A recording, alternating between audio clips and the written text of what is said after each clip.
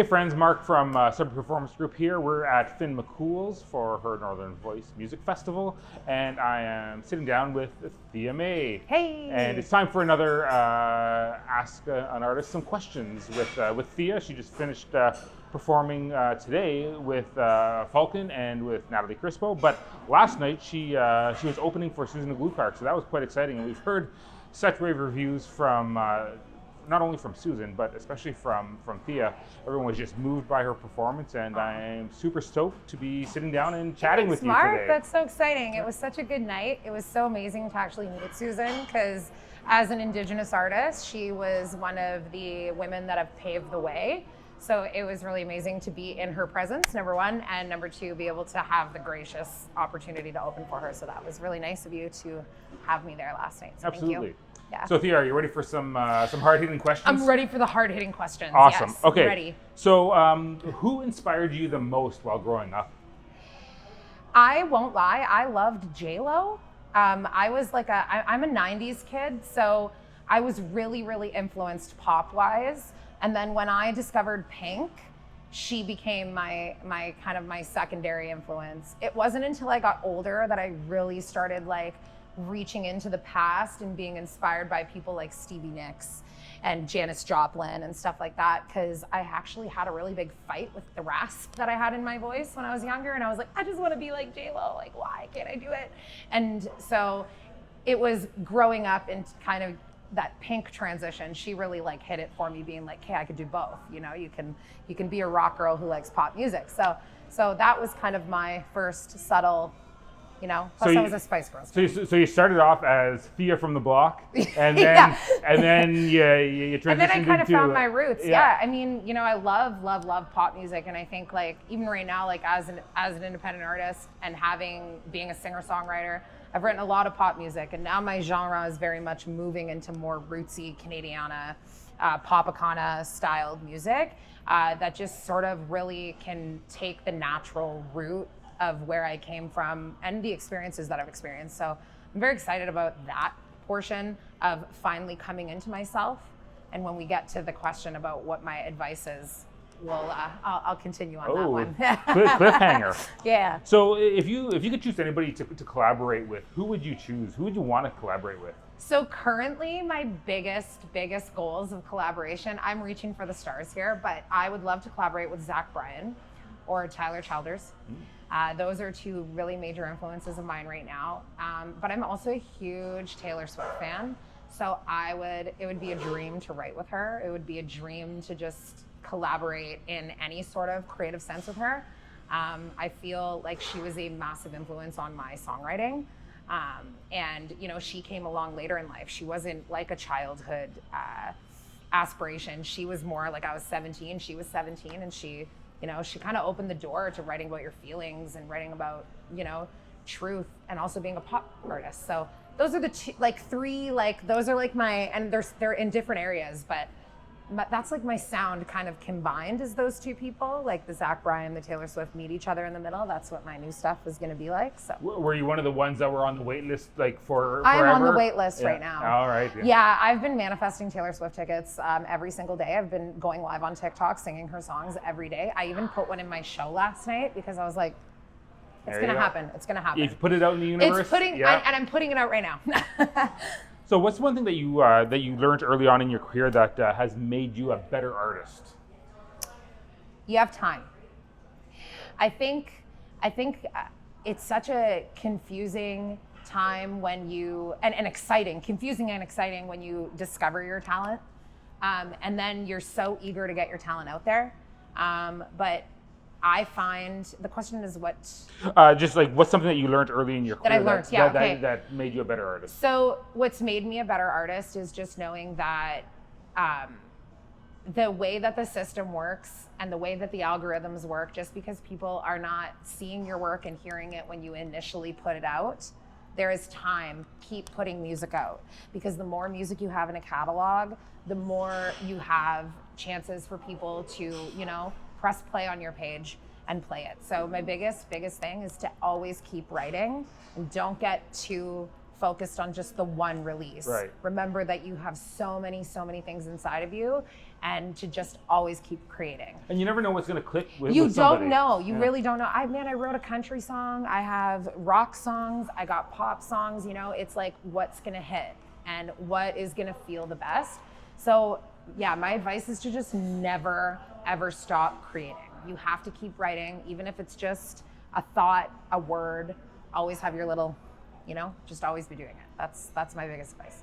So if there's a young Thea May at home watching this right now, what would, and they say, I want to grow up and I want to be just like Thea May, what would you give to that? What advice would you give to that young girl? I would give the advice that it's a lot of patience. It's a great, glamorous, it's an amazing thing to be able to do. I feel so gifted, but at times I do feel that when you are put in a position where your feelings rely on your writing, like for me, writing has healed me through absolutely everything, but I've also been very let down by, you know, rejection, and, you know, when it's not your time, it's not your time.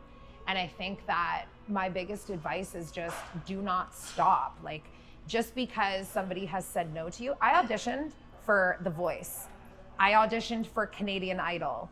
And both of those times, I just was not confidently in myself as an artist. So when I was in those positions where I was in the hot seat to sing at my best, I wasn't singing at my best. Right. I was picking safe songs. I didn't want to let that grill out. And I feel like when my voice cracks and when my voice goes to those places, that's when I know I can get there with some practice. Right. I can achieve these things if I believe that I can achieve them. So it never stopped me. Don't let the rejection stop you.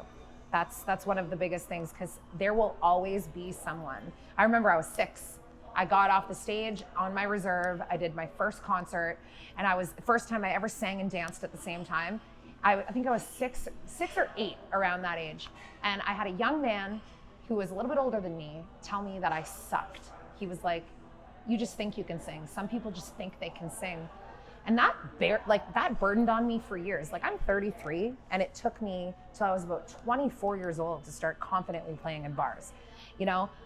So don't let the comments of others, just honestly, it's so about self-realization and so much about, like, worry about who you are internally, worry about who you want to be as an artist. Don't worry about what anybody else tells you you need to do. And once you've discovered that, then you're going to be able to navigate through every hard place that you end up.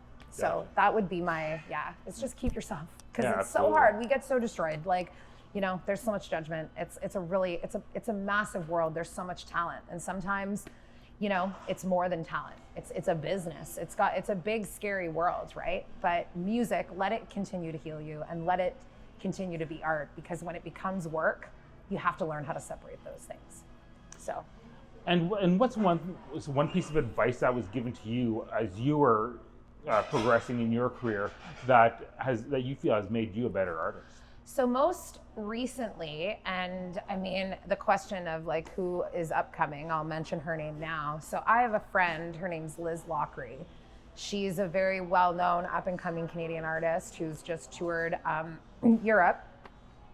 She gave me some advice when I was in my first like writing rooms, knowing that I had all this writing in me, but wasn't really comfortable getting it out.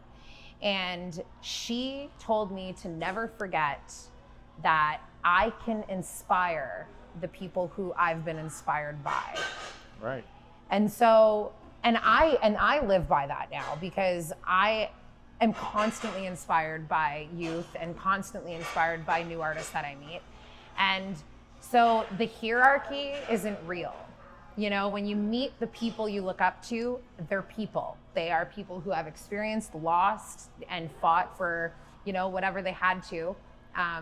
And you can definitely inspire the people who inspired you. That is like, just remember that. And it sounds like a play on words, but the people who inspire you can be inspired by you as well. So, yeah. And as a female artist, and or as a female Indigenous artist, yep. Yeah, like how have you felt that has molded you as an artist? Like, do you find that there's been more opportunities or different opportunities? So I think, like, rightfully so, there are many different opportunities out there for Indigenous people specifically, which it's amazing to have outlets that are shared with other Indigenous people, other Indigenous artists. As a female, I feel like being a female is hard in the world in general. And, you know, everything is pretty male dominant still everywhere, you know, like things are still very colonial. But I think like we are starting to create spaces, and I think it's about space. It's about creating the space for Indigenous people to feel safe in and sharing their art, because culture for us is something that was taken. So I feel like on this journey as an artist for myself, I have truly started to find pieces of my culture that I don't think I would have until I ended up in a position where I was at an Indigenous songwriting camp and I met all of these producers that I work with now.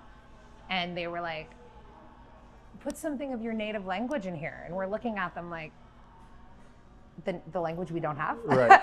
You know what I mean? And it was like, but then there was a lady in the room who, you know, she was like, oh, well, this is one of like our old, like, you know, from her tribe. And she, you know, sang this piece. We put this whole piece together essentially with all of these different, I sang a song that I did for my aunt's film when I was 11 in this session.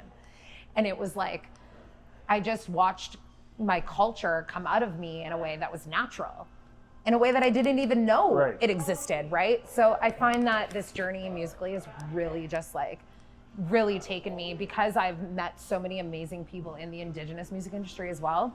It's just like, you feel so much more comfortable accepting your culture, wanting to be a part of it, wanting to feel it, you know? I think one of the things that that struck me last night when you performed with Susan, both yourself and Susan, you had such incredible stories to tell through your music. Yeah.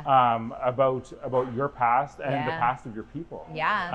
And I thought that was just one thing that really well, it spoke to me. And from speaking to a lot of the audience members there, it really spoke to them as well. Yeah, it you know, I wrote If You Only Knew in the pandemic.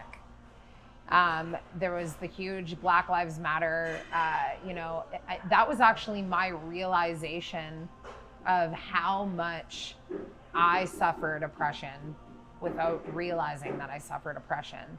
I started finding myself remembering how racist I was to myself, how discriminatory I was to other people because of this hatred that just existed like inside of me. No matter what I could do, it just was there. And when that whole movement happened, I finally was like, no way, like, no. And I remember I threw this huge post out on the internet where, and you should have seen how many people unfollowed me and how many people, well, then how many new people followed me. You know what I mean? And how you really shift your brand when you come out and say, hey, like, I would like to admit that I was very terrible to myself, to other people, that I have been, you know what I mean? You know, I have had this state of mind before. And it wasn't until I was like, okay, the whole world is now like, you know, airing this out. So that's where that song came from. And If You Only Knew was really like, just, you know, to put yourself in somebody else's shoes, because I have a strong belief as an Indigenous person that I have absolutely no right to tell the story of Indigenous people, but I can only tell the story of my Indigenous experience. Because everyone has such a different story. I can't speak for my grandfather. I don't know what his experience was, right? But my experience itself, you know, I was very light-skinned. I was accepted nowhere. I wasn't white enough and I wasn't brown enough, you know? So I lived in a very different world than my brown-faced cousins, you know? So it was a very, those songs that originally came from that time were very, very much geared toward my people. And my songs as of lately were built from grief. My boyfriend passed away a year and a half ago. Wow. And the two songs that I had sang last night, those were songs that I had written about the house that we lived in, and then the week before he passed away, the Saturday that never came. So when I started to I came to some acceptance, Mark, that my life has not been all happiness.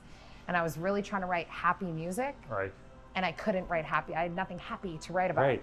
So now I'm just like, I'm trying to write music that, yeah, it is sad, but I know that by me getting that outside of my body, it's going to reach other people who have been in the same or similar, or, everyone loses somebody. Everyone does. Right. And it's a fact of life. And I just happen to have it on repeat in my life. Yeah.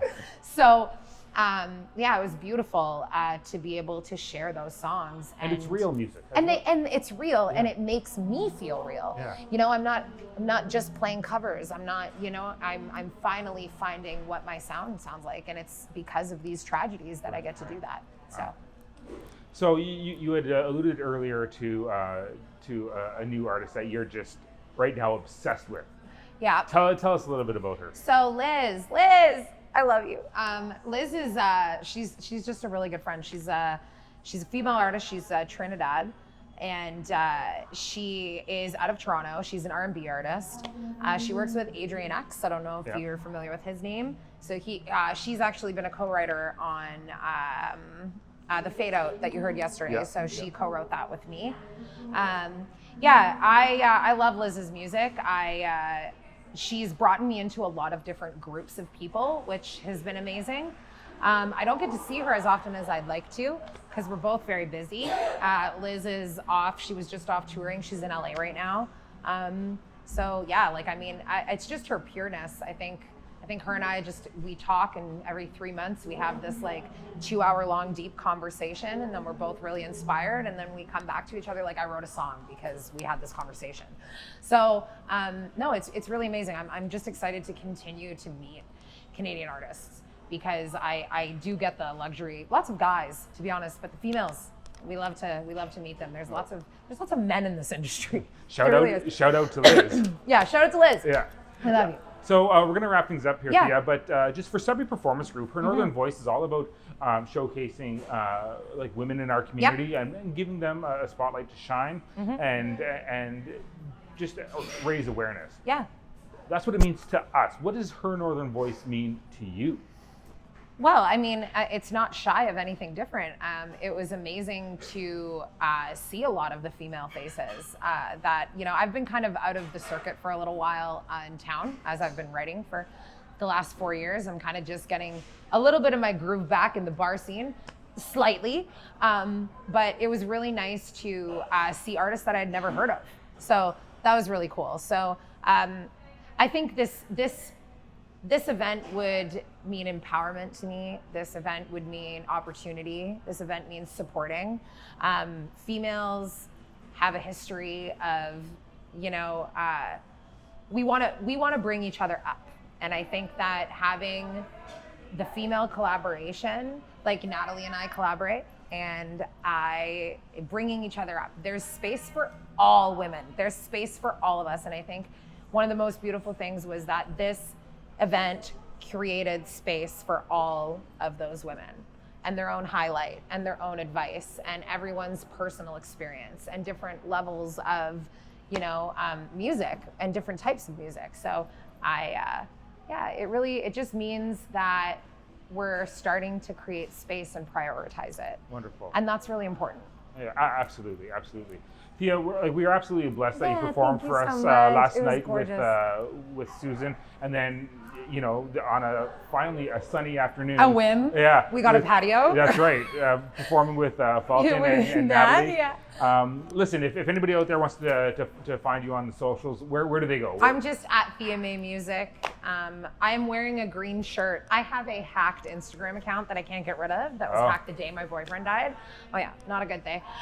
So it's still there. So the black photo is not me. The one with the pigtails and the green is me. It's Thea May Music. And you're on Spotify? Spotify as well as Thea May. Absolutely. Yes. Check her out. You will not be disappointed.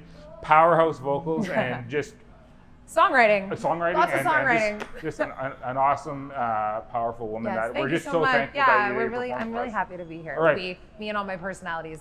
Anyways. Thanks, everybody. Bye now. Bye.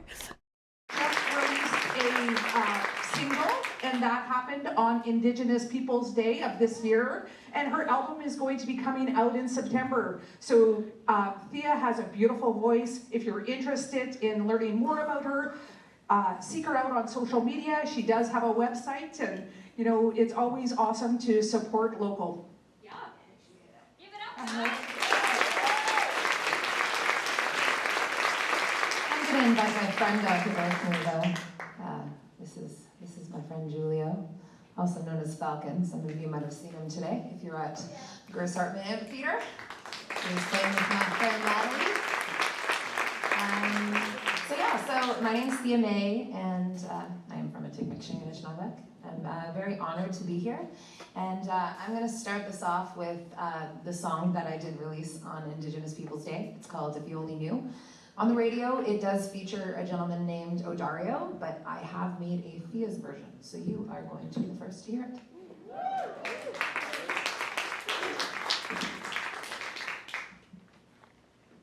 Here we go.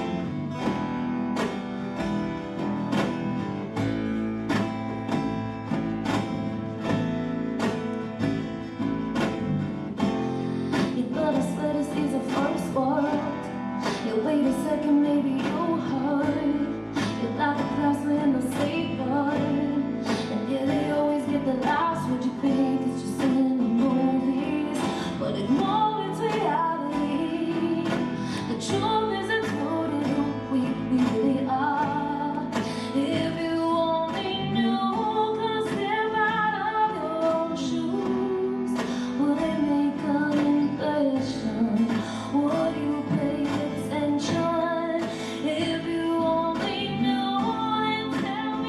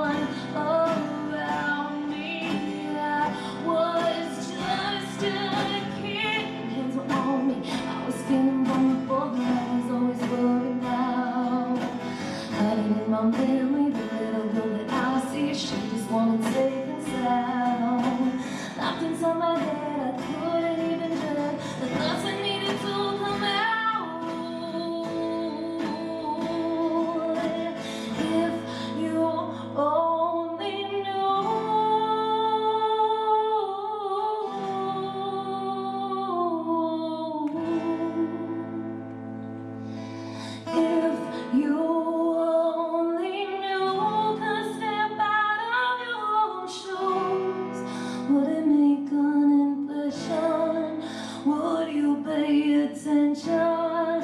If you only knew, then tell me what will you do? Maybe you'd feel the tension. Maybe you'd pay attention. If you only knew. Oh, oh, if you only knew. Oh, oh, if you only knew.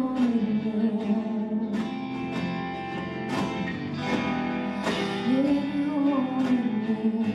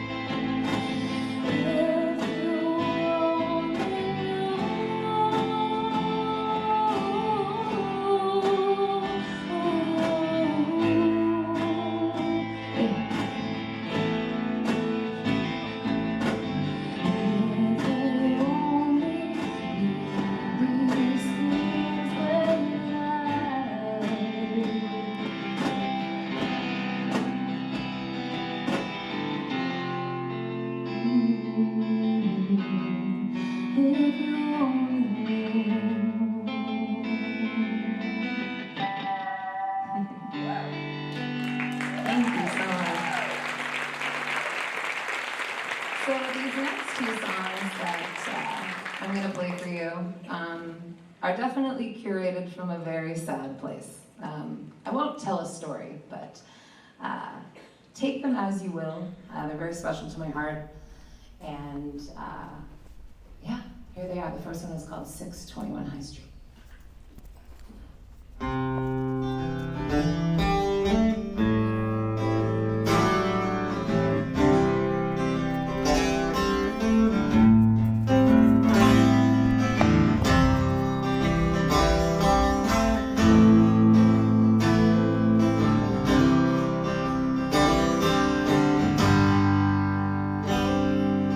So I would drive down Highway 69.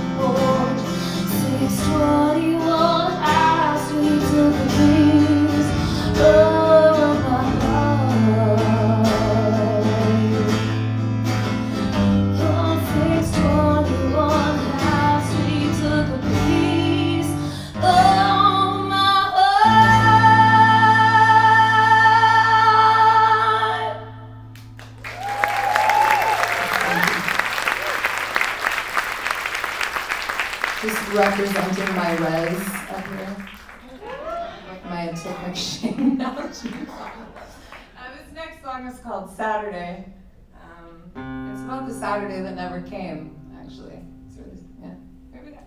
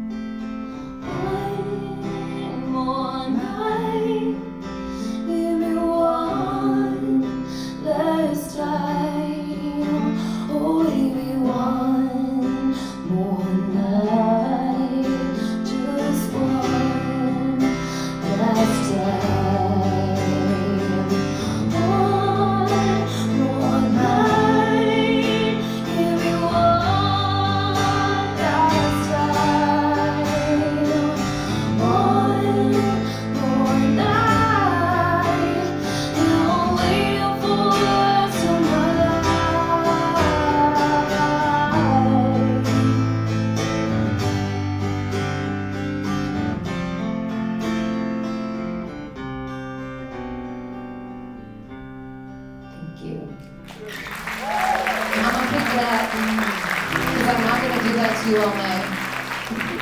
Don't cry, it's okay. This next song is called The Fade Out, and it's kind of like, I feel like the song was about like friendship falling out and kind of how people choose. We can choose to fight for things, or we can choose to just let them go, and you know, agree to disagree sometimes. So that's what this song's about. I'm allowed to build something too. You gotta see what this guy can do. This is such a cool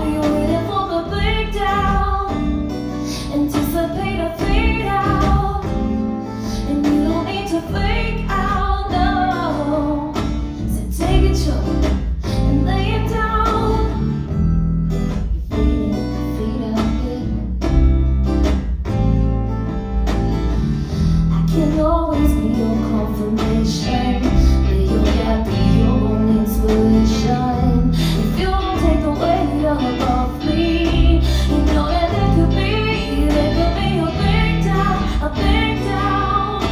You don't want or see this thing, I can see your feet out, feet out. Whoa, you're waiting for the breakdown, anticipate a fade out. Hey now, you don't need to freak out, no. So take a trip and lay it down, waiting for the breakdown, anticipate a fade out. You don't need to freak out, no.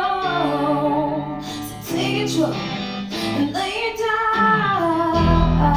Feeling the feet out here.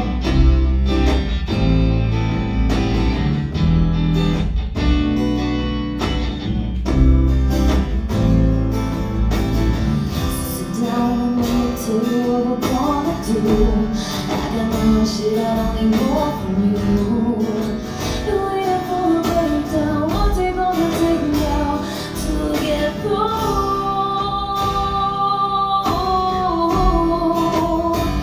To get through.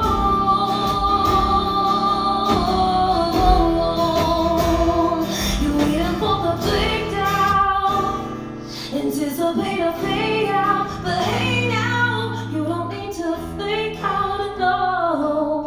So take a trip and lay it down, waiting for the breakdown, a breakdown, anticipate a fade out. But hey now, you don't need to freak out, no.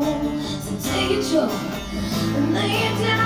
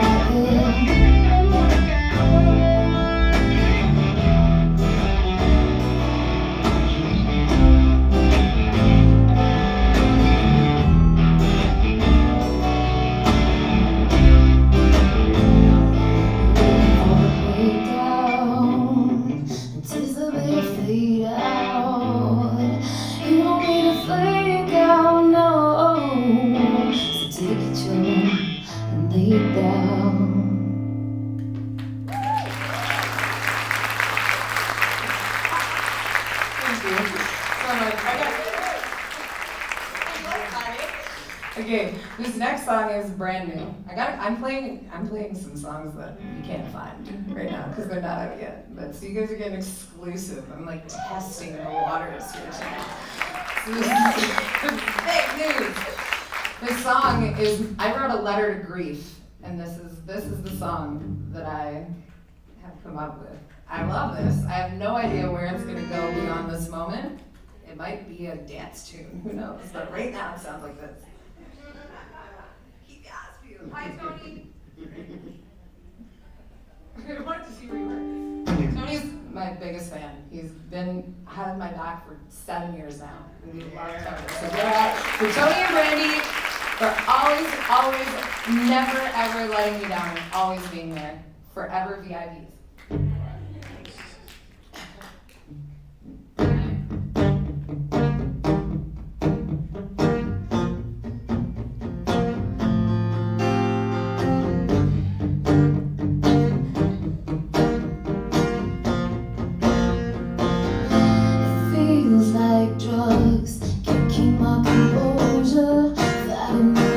Withdraw from this stuff. It feels like love.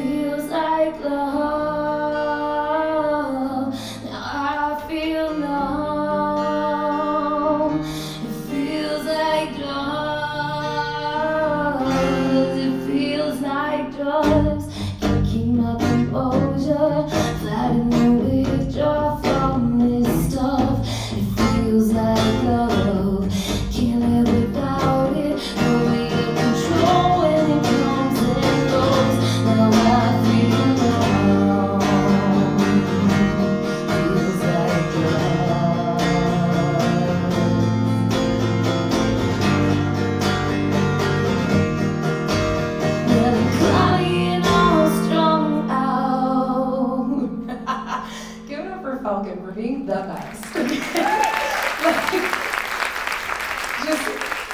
music scene's a crazy scene, and sometimes you gotta make things happen really fast. And I'm not saying anything else, but Falcon's really talented.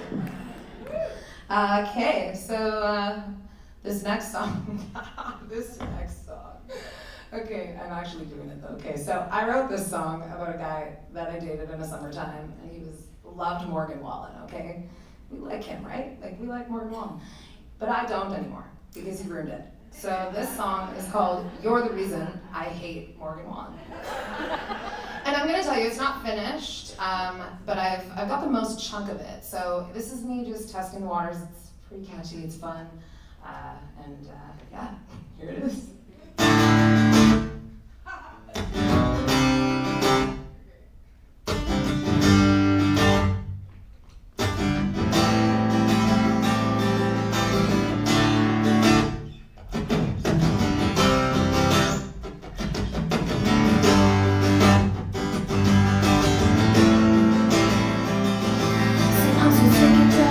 Getting wasted on you, so done with chasing all this whiskey, trying to make me your proof. Last night I heard what you did, can't tell the truth. Now I'm out here walking away, all the sand in my boots. Made me waste so many nights just thinking about you, and how you put those whiskey glasses on the nights that you got heartless, keeping secrets and then falling out. It's just what you do. You're the reason I hate Morgan Wallen. I really loved him before we were in love. Now you're the reason I can't sing his songs when everybody else is singing along. The time you came out and barking at the way that I talk, then you went after me with sorry, trying to cover me up, blaming me and all the reasons in the calories you love before. Acting like you're a Broadway boy, spin you around, I could see your face for what it is. Sure is handsome, but it ended up being dangerous. Had me questioning everything I love. You just became somebody's problem. You're the reason I hate Morgan Wallen. I really loved him before we were in love. Now you're the reason I can't sing his songs when everybody else is singing along.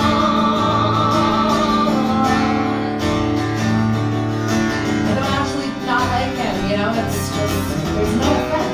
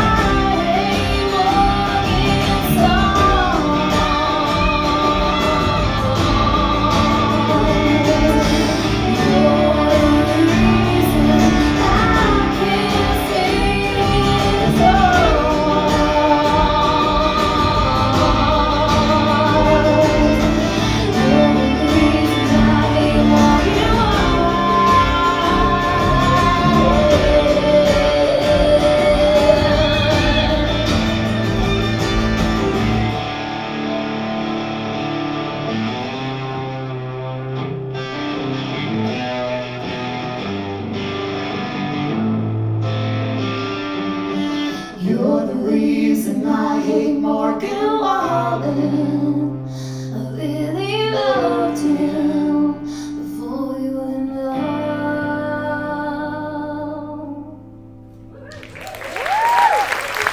Thank you. Okay, I got one more for you tonight. This one's not my song, but I'm manifesting Taylor Swift tickets. Yep, you're gonna have to listen.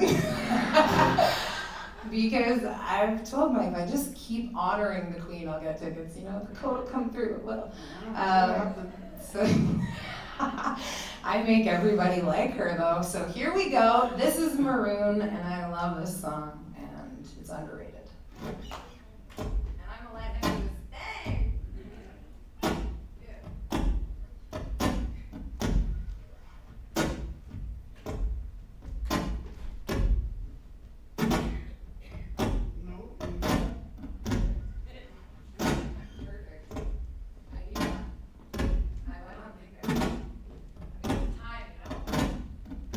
Yeah.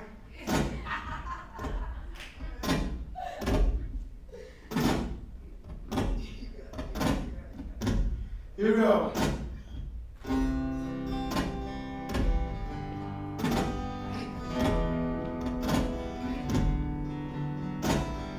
Damn, yeah, did you see that?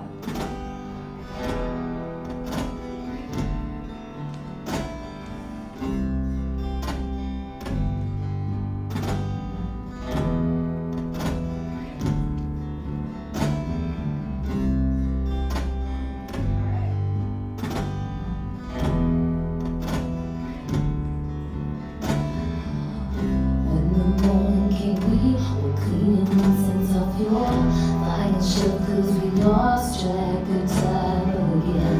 Laughing with my feet in your lap, like you were my closest friend. How we end up on the floor anyway, you say your room is cheap, that screw top rosé, that's how I see you every day now. And I chose you. You're the one that was dancing with in New York, in no shoes.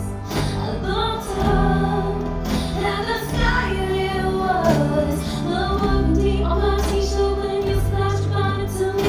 Held up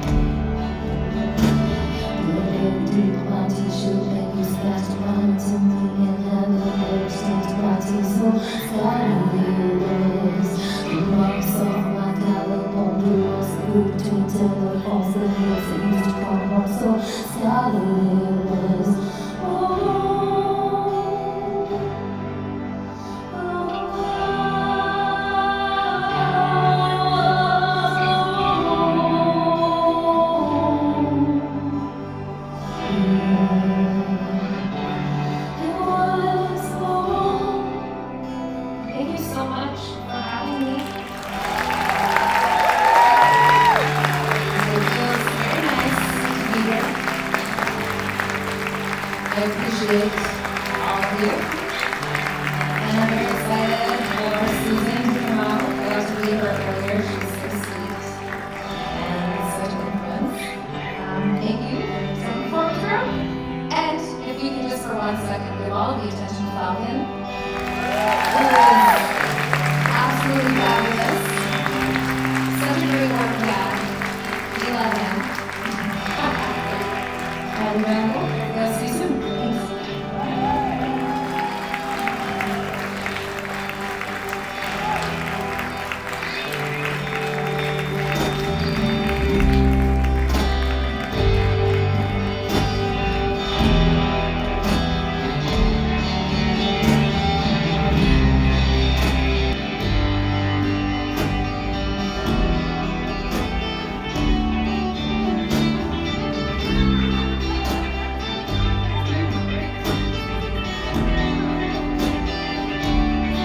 Your intro, yeah, this is where you dance, so yes. This is, yes. These outfit changes every night. Those boots are for real.